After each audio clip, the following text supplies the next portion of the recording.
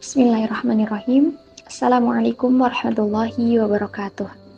Alhamdulillahilladzi bini'matihi tatimmus shalihat. Asyhadu an la ilaha illallah wa asyhadu anna Muhammadan abduhu wa rasuluh la nabiyya wa la rasulahu ba'da amma ba'du. Puji syukur marilah kita senantiasa ucapkan kepada Allah Subhanahu wa taala karena atas kasih dan sayangnya kita masih diberikan kesempatan untuk bertemu dengan bulan yang penuh kemuliaan, bulan yang penuh dengan keutamaan, dan bulan yang penuh ampunan, yakni bulan suci Ramadan. Alhamdulillah. Salawat beriring salam marilah kita hadiahkan kepada Nabi yang telah mereformasi peradaban dunia, yang dulunya penuh dengan kebejadan, kezaliman, serta kemaksiatan, menuju zaman yang diterangi oleh petunjuk dan pedoman dalam Al-Quran. Alhamdulillah.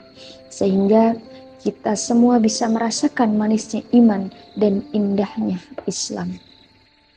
Teman-teman yang dirahmati oleh Allah Subhanahu wa taala, apakah teman-teman mengetahui mengapa bulan Ramadan bisa disebut dengan bulan yang penuh dengan istimewa atau bulan yang penuh dengan keistimewaan? Perlu teman-teman ketahui bahwasannya alasan bulan Ramadan disebut dengan bulan yang penuh dengan keistimewaan karena di dalamnya ada ampunan Allah yang sangat luar biasa. Karena di dalamnya ada pelipat gandaan pahala dari Allah Subhanahu wa taala.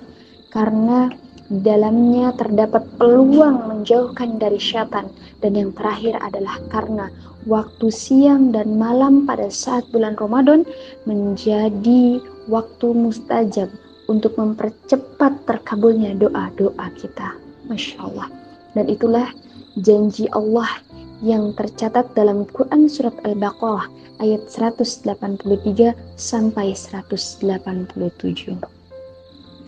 Teman-teman yang dirahmati oleh Allah Subhanahu wa taala, perintah berpuasa di bulan Ramadan menjadi kewajiban yang sudah satu paket dengan ibadah sunnah, yakni sholat tarawih salah satunya. Nah, teman-teman, ibadah puasa merupakan ibadah yang sangat berbeda dengan jenis ibadah lainnya. Kenapa?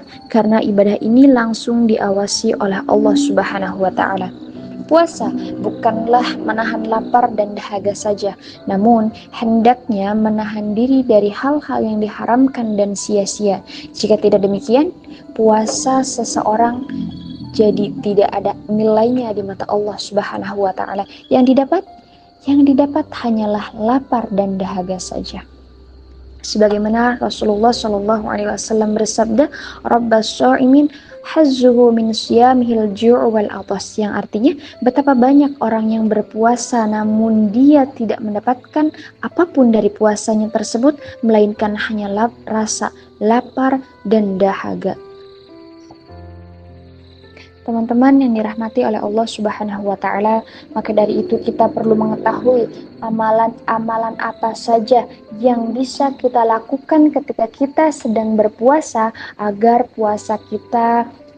amalan-amalan ibadah kita yang dilakukan bernilai pahala di sisi Allah Subhanahu wa taala. Nah, hal-hal yang dibolehkan ketika kita berpuasa, yang pertama yakni mendapati waktu fajar dalam keadaan junub. Aisyah radhiyallahu anha berkata bahwasanya Rasulullah Shallallahu Alaihi Wasallam pernah menjumpai waktu fajar di bulan Ramadan dalam keadaan junub, bukan karena mimpi basah. Kemudian beliau Shallallahu Alaihi Wasallam mandi dan tetap berpuasa. Hadis riwayat Muslim. Yang kedua yakni bersiwak ketika berpuasa. Dari Abu Hurairah radhiyallahu anhu, Rasulullah Shallallahu Alaihi Wasallam bersabda, "Seandainya tidak memberatkan umatku, niscaya akan kuperintahkan mereka untuk bersiwak setiap kali berwudu." Nah, salah satu ulama mengatakan bahwasannya hadis-hadis yang semakna dengan hadis yang di atas, yakni membicarakan keutamaan bersiwak, adalah hadis yang mutlak menunjukkan bahwa siwak dibolehkan setiap saat. Inilah pendapat yang lebih tepat. Adapun pasta gigi lebih baik tidak digunakan ketika berpuasa karena pasta gigi memiliki pengaruh sangat kuat hingga bisa mempengaruhi bagian dalam tubuh dan kadang seseorang tidak merasakannya.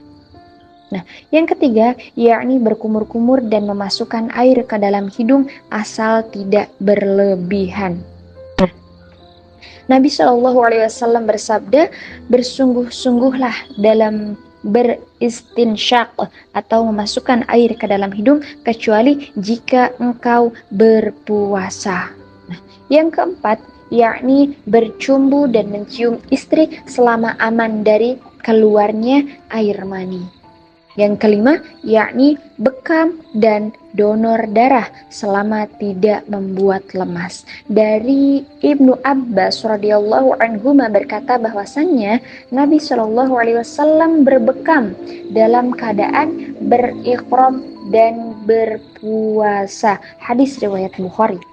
Anas bin Malik radhiyallahu anhu ditanya, apakah kalian tidak menyukai berbekam bagi orang yang berpuasa? Lalu beliau berkata, tidak, kecuali jika bisa menyebabkan lemah. Termasuk dalam pembahasan bekam ini adalah hukum donor darah, karena keduanya sama-sama mengeluarkan darah, sehingga hukumnya pun dianalogikan.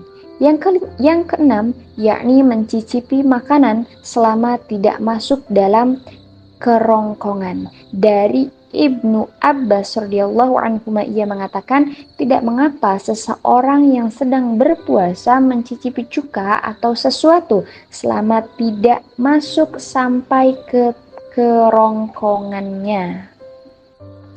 Yang ketujuh, yakni bercelak dan menggunakan tetes mata.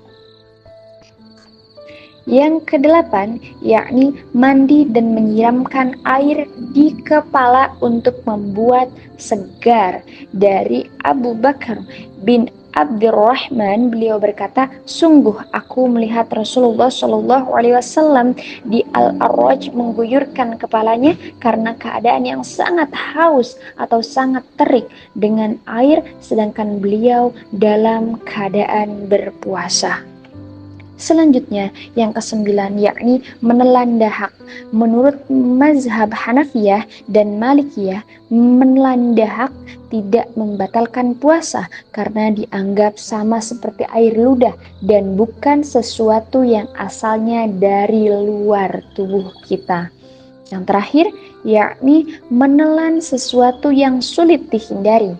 Contohnya seperti masih ada sisa makanan yang ikut pada air ludah dan itu jumlahnya sangat sedikit serta sulit untuk dihindari, juga seperti darah pada gigi yang ikut bersama air ludah dan jumlahnya itu sangat sedikit, maka hal seperti ini tidak mengapa jika ditelan. Namun, jika darah atau makanannya lebih banyak dari air ludah yang tertelan, maka puasanya menjadi batal. Wallahu a'lam bishawab. Semoga yang sedikit ini bisa bermanfaat untuk kita semua dan semoga ibadah puasa kita diterima di sisi Allah Subhanahu wa taala. Dan semoga ibadah-ibadah yang telah kita lakukan, yang telah kita amalkan di bulan Ramadan menjadi ibadah yang mendarah daging, sehingga setelah selesainya bulan Ramadan, ibadah-ibadah tersebut masih tetap istiqomah kita lakukan karena Allah Subhanahu wa taala. Mohon maaf apabila ada kesalahan dan kekeliruan dari saya. Billahi taufiq wal hidayah. Wassalamualaikum warahmatullahi wabarakatuh.